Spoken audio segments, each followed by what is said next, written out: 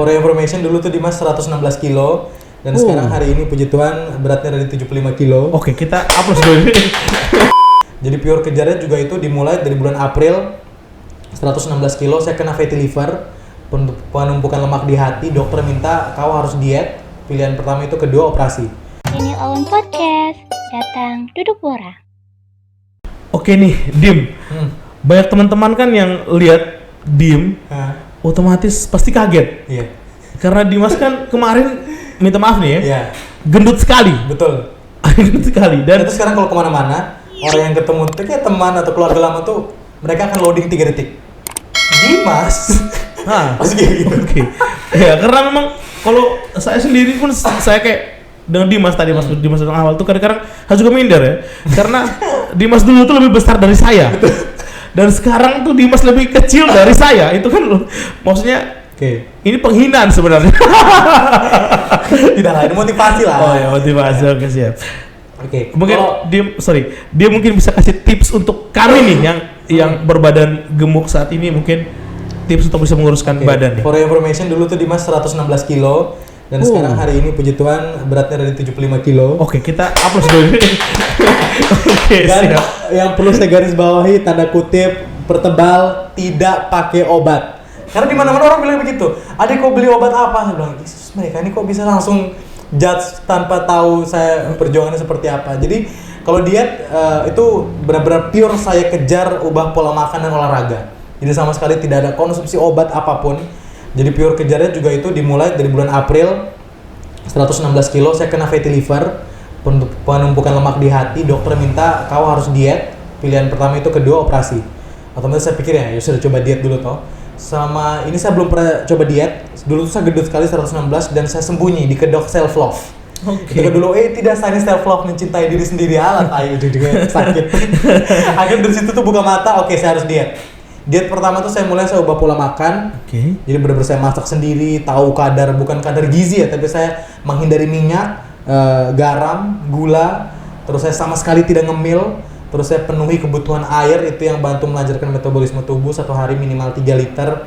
Setelah itu saya olahraganya memang ya agak kurang ajar ya, terlalu keras, tapi memang saya kejar target kan, harus bukan kejar target apa, tapi maksud saya harus ada progres nih kalau saya diet. Akhirnya sudah mulai diet 116, atur pola makan setiap hari saya makan 3 kali, pagi, siang, malam, dan tetap makan nasi. Cuman porsi saja diatur dengan kadar protein yang masuk tuh juga dikontrol. Nah akhirnya itu tadi jalan 1 bulan tuh saya sudah turun dari 116, saya turun ke 97. 97 kilo dalam 1 bulan. Siap. Itu tuh saya kerasnya memang di olahraga, karena saya golongan darah O, dan kata Pak Google, orang golongan darah O itu harus lebih banyak gerak. Akhirnya saya memilih lebih banyak gerak nih, berarti saya tidak terlalu cocok diet yang mengatur pola makan sebenarnya. Tapi saya ubah itu karena kan saya lagi ada penyakit waktu itu. Dan akhirnya di olahraganya itu saya kerasin di situ dengan 2 kali sehari. Pagi saya jogging, sore saya jogging juga. Tapi kalau di sore pulang jogging tuh saya lihat di YouTube satu video, banyak video pilihannya, tapi saya ambil satu video itu namanya HIIT cardio, high intense cardio. Jadi itu kayak semacam aerobik, senam di dalam rumah, dalam kamar juga bisa. Yang kita lakukan hanya 10 menit saja, hanya untuk memaksimalkan proses pembakaran lemak. Terus tips buat teman-teman yang olahraga, jangan berpikir bahwa olahraga siang bolong jam 12 itu akan cepat kurus. Itu bullshit, bohong.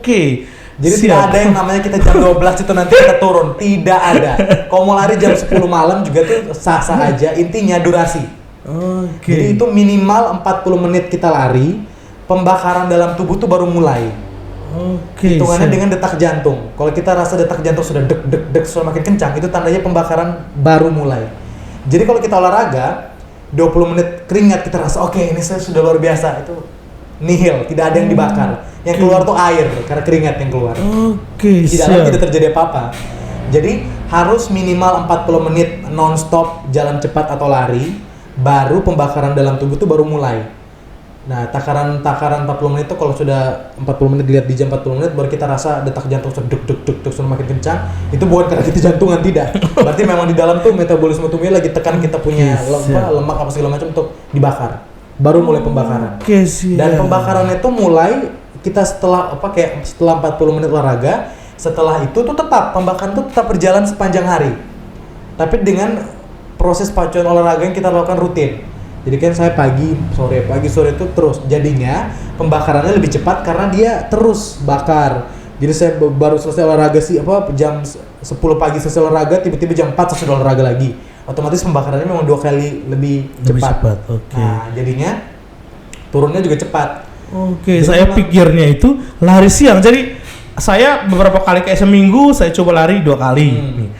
Lari 2 kali nih. Lari tapi saya pikir kayak dari sini ke El Tari ya. Dari Betul. El Tari capek saya jalan begitu. Setelah itu saya lari lagi saya jalan. Jadi keringat pikir pasti kurus. Tapi ujung-ujungnya tidak kurus. Ternyata saya salah. Pikirannya kan begitu. Oke. Sudah 20 menit. Aduh, saya keringat sudah banyak nih, baju sudah basah, sudah turun.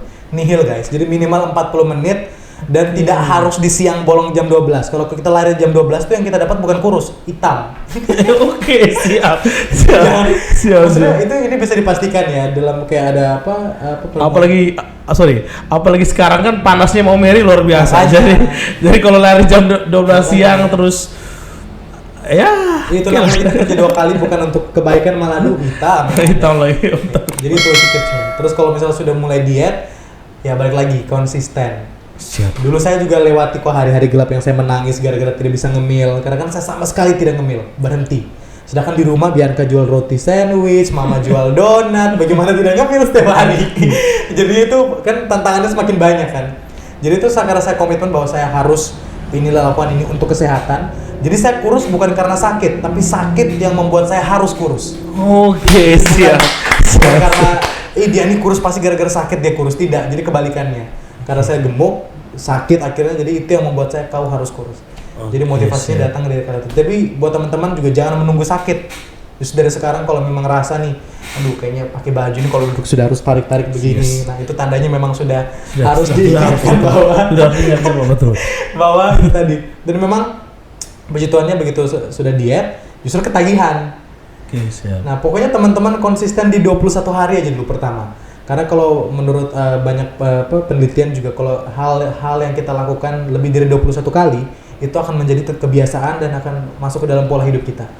Nah, percaya di setelah 21 hari itu, setelah 2 minggu kalian diet, itu akan merasa terbiasa dan sudah tidak tersiksa lagi lah.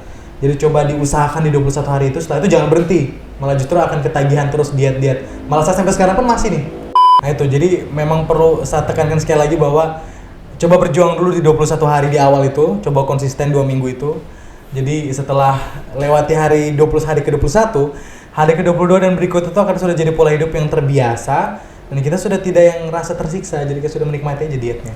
Oke, siap. pola Jadi hidup memang konsisten tuh perlu sekali. Itu kuncinya kunci sebenarnya. Kunci. Jadi buat teman-teman yang mau diet termasuk saya juga, Yap. ini sebenarnya saya juga terima kasih banyak sekali kepada Dimas karena tips ini akan saya belajar karena yang saya belajar sekarang Dimas nih. Saya lihat Dimas dulu tuh minta maaf nih. Betul. Badannya Nanti perlu kita tunjukin fotonya sebelum saya diet. lumayan nih. Artinya proses sebulan tuh ya mungkin saya tidak perlu sebulan, mungkin 2 bulan lah. Saya ambilnya 2 bulan.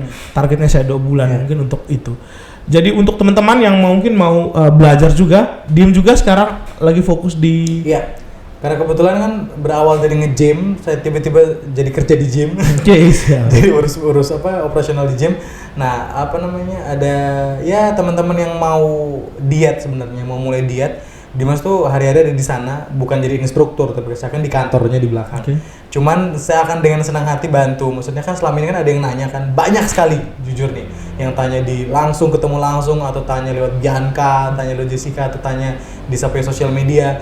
Dan saya sebenarnya pengen sekali juga berbagi kan, karena memang diet ini tidak bisa kita paksakan pakai polanya orang. Karena kan biasanya kan kita mau diet, kita buka di YouTube, cari di Google cara diet gitu. Tetap tidak akan berhasil karena itu polanya orang yang dia bagikan untuk kita coba. Jadi sarannya Dimas seperti yang Dimas mulai dulu adalah coba saja browsing, cari perbandingan beberapa diet, lalu buat diet yang kita rasa kita nyaman. Saya mau diet, caranya bagaimana yang saya nyaman. Nah, dengan kita buat polanya kita sendiri, otomatis tuh kita bangun semangat untuk diet dengan cara kita sendiri. Kita tidak tertekan karena tidak ada target. Karena kan kalau kita ikut polanya diet orang, dia bilang saya dengan 1 bulan turun segini, kita juga oke, saya harus begitu. Begitu tidak kejadian menyerah. Betul. Nah, begitu saya diet pakai pola sendiri, saya tidak ada target. Karena saya pentingnya saya jalani saja dulu. Dan benar, sebulan pertama saya sama sekali tidak timbang. Tidak timbangan. Tapi begitu setelah tahu sebulan saya sudah turun sejauh itu, akhirnya saya timbang. Dengan catatan saya tahu tuh progres saya punya dietnya bagaimana, sudah turun sampai berapa. Begitu. Dan luar biasa kalau bilang di 97 berarti ya kurang lebih 20-an kilo. Iya, dalam 1 bulan. Dalam 1 bulan itu sebenarnya pencapaian yang luar biasa itu. Makanya. Kalau dibilang gila-gila. Makanya. Gila. Karena itu tadi jadi drastis kan, tapi perubahannya juga tidak menyiksa kok guys. Maksudnya tidak yang begitu saya turun jauh terus saya langsung sakit, ada penyakit baru, tidak. Justru saya rasa badan lebih ringan, kerja lebih efektif. Ya agak ngaruh dengan psikis juga, saya jadi ngerasa lebih pede.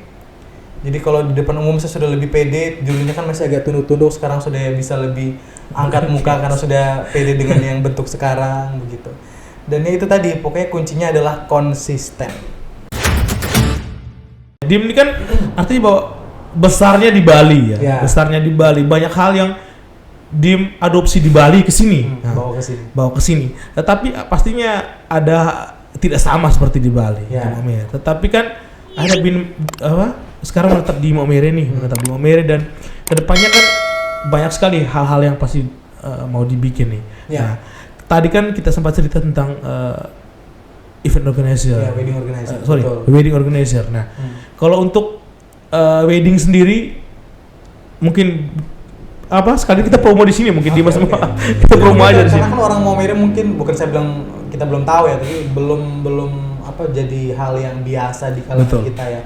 Nikah pakai WO tuh rasanya kayak prestis, mahal gitu. Tidak teman-teman. Jadi justru WO ini kan wedding organizer. Jadi kita tuh membantu mengorganisir segala kebutuhan pengantin supaya hari H mereka sebenarnya tuh ya dasar supaya kau tidak pusing pas kau nikah gitu. Oke, siap. Nah, karena dengan adanya wedding organizer ini sebenarnya tuh mempermudah kita supaya satu itu tadi kita tidak pusing urus kiri kanan, pergi cek ini cek itu apa segala macam karena sudah ada tim yang bantu.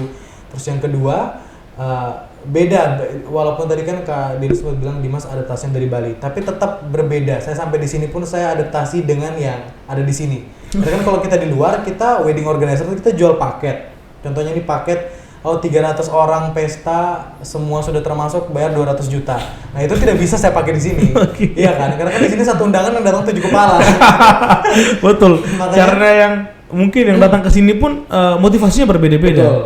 Yang datang ke pesta motivasinya berbeda. Ada yang datang mungkin hanya mau kayak datang hanya mau minum oke. Ada yang datang mungkin ada yang datang kita sama jujur sini. Kemarin sebenarnya ada kejadian yang di bola. Iya, saya dengar itu. Itu kejadian di bola akhirnya anak muda akhirnya ditusuk. Itu sebenarnya kita sayangkan sekali sebenarnya kejadian seperti itu. Itu datang motivasinya ke pesta, datang hanya untuk berkelahi dan membunuh ini sebenarnya. Nah, itu udah balik lagi. Jadi kenapa saya tidak jual paketan, kan banyak teman-teman Dimas buat paketan WO kan biasa paketan ya, mungkin teman-teman kenal WO dengan identik paketan. Tapi saya adaptasi yang ada di sini.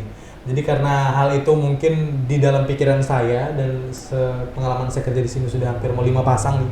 Menurut saya itu belum bisa di sini karena itu tadi masing-masing vendor di sini kan kayak catering, sound, lighting apa semua mereka lumayan kuat. Nah, akhirnya saya datang ke sini adalah yang saya tawarin itu jasa organisirnya. Jadi supaya si pengantin ini tidak perlu repot telepon catering, telepon sound, telepon ini. Jadi semua saya urus hal yang berkaitan dengan kau punya resepsi. Pun dengan yang hal di gereja. Jadi dari satu hari kau jadi pengantin raja dan ratu itu kau tidak pernah akan kelelahan untuk berpikir, aduh ini nanti bagaimana ya, pun keluarga juga begitu. Jadi yang Dimas jual adalah di sini sebenarnya jasa wedding organizer-nya yang mempermudah kakak-kakak terutama yang mau nikah agar supaya tidak pusing. Ini saya sudah 5 kali kerjain orang nikah di Maumere. Puji Tuhan responnya baik karena mereka background-nya dari orang bank, orang kantor yang notabene sibuk. Cuti untuk nikah itu biasanya H-2, H-3 baru bisa cuti. Otomatis kan yang diuruskan banyak. Betul. Akhirnya ya mereka lumayan terbantu dengan Dimas buka jasa wedding organizer ini karena di situ selain organize semuanya lancar, mereka juga senang pulang tidak pikir apa-apa. Plus saya juga nge-MC dan nyanyi sekalian di situ. Jadi saya mengerjakan hobi sekalian. Oke, siap, luar biasa. Nah, untuk teman-teman yang mungkin mau nikah dalam waktu dekat bisa langsung kontak nih bio-nya Dimas. Ini mungkin nanti langsung kita cantumkan Instagramnya di bawah. Namanya Dream Team. Oke, Dream siap. Team Wedding Organizer. Oke, sudah ada IG-nya? Sudah ada dong. Oke, siap. Nanti kita langsung cantumkan di bawah. Jadi untuk teman-teman mungkin yang mau konsultasi bisa langsung konsultasi dulu. Bisa. Jadi ini bukan hanya untuk teman-teman di Maumere, jadi Betul. teman-teman di luar Flores pun bisa. Saya kemarin sempat ke ND. Oke, siap. Pokoknya jangan berpikir bahwa WO itu mahal teman-teman. Jadi tanya aja dulu. Maksudnya tidak yang aduh pokoknya yang keluar untuk WO tuh tidak yang seperti teman-teman pikirkan. Saya keluar puluhan juta, tidak sama sekali. Jadi nanti kita bisa artinya bisa disesuaikan dengan budget mungkin ya. Betul. Oke. Karena balik lagi Dimas jualnya jasa bukan barang. Oke, siap, betul. Nah, Dim, ini mungkin di penghujung kita punya podcast ya. Ya. Nah, pasti kami kan selalu minta motivasi nih, Dim nih. Motivasi buat teman-teman muda di Maumere, teman-teman muda di Flores, apalagi di mungkin seluruh NTT ini, yang mungkin bingung nih. Saya passionnya apa? Saya mau apa nih? Saya mau bikin apa nih? Tapi mungkin masih bingung-bingung nih. Mungkin Dim bisa kasih motivasi untuk teman-teman semua nih. Oke, kalau saya dulu belajarnya seperti ini, teman-teman. Yang pertama, know your strength, tahu kekuatan kau apa. Jadi sebelum kita keluar nih, kayak kerja apa segala macam, cari pekerjaan tertentu, tahu dulu saya tuh kekuatannya apa, saya punya modal apa dalam diri. Karena semua manusia tuh pasti diciptakan ada talentanya, tidak mungkin tidak ada sama sekali. Ketika kita sudah tahu kekuatan saya apa, push your limit. Nah, push your limit ini kamu lakukan yang kekuatan kamu yang sudah kamu ada dalam diri itu kamu latih, kamu asah, latih lebih kuat dari yang kamu pikir kamu sudah lakukan hari ini. Jadi kalau menurut saya, kalau sudah ada talenta, jangan hanya dikubur begitu saja dalam diri dengan punya pikiran bahwa aduh kayaknya saya tidak mungkin bisa bersaing dengan saya punya bakat yang kayak begini. Tidak mungkin, karena semua orang itu Tuhan takdirkan sudah ada jalannya masing-masing. Tapi kalau kita mau berjuang, kalau kita duduk leha-leha nonton TikTok setiap hari di kamar kan tidak mungkin bisa. Jadi kalau sudah tahu potensinya apa, gali lebih dalam, perbaiki kualitasnya, terus jangan pernah malu untuk bertanya, jangan pernah malu untuk cari di Google, di YouTube, apa segala macam tips untuk memperbaiki kau punya kekuatan di dalam diri. Terus yang berikutnya adalah ya sudah, it's time for you to start aja, mulai. Ambil satu langkah besar, kalau jatuh bangkit lagi. Jatuh tuh wajar sih, tidak ada orang yang berhasil tanpa jatuh. Jadi kalau diomongin orang, dikatain ini itu, jalan aja dulu, konsisten lakukan apa yang kau sudah tahu bahwa kau lakukan itu baik. Selama yang kau lakukan itu baik, tidak merugikan orang lain, pasti Tuhan juga buka mata dan tahu kau punya perjuangan kayak apa. Pasti saya yakin sekali apa yang sudah kau perjuangkan, kau punya keringat, air mata segala macam itu akan terbayar dengan hal yang akan baik buat kau juga ke depan. Oke, siap. Luar biasa sekali. Oke, Dim, terima kasih banyak sudah mau mampir di Lon Podcast. Dan teman-teman yang mungkin mau rekomendasikan teman-temannya untuk kami ajak podcast ini, ayo tulis di kolom komentar dan kami bakalan undang. Oke, terima kasih Dim. Tuhan Yesus memberkati Dim dan sukses selalu ke depannya. Ini Lon Podcast, datang duduk borak.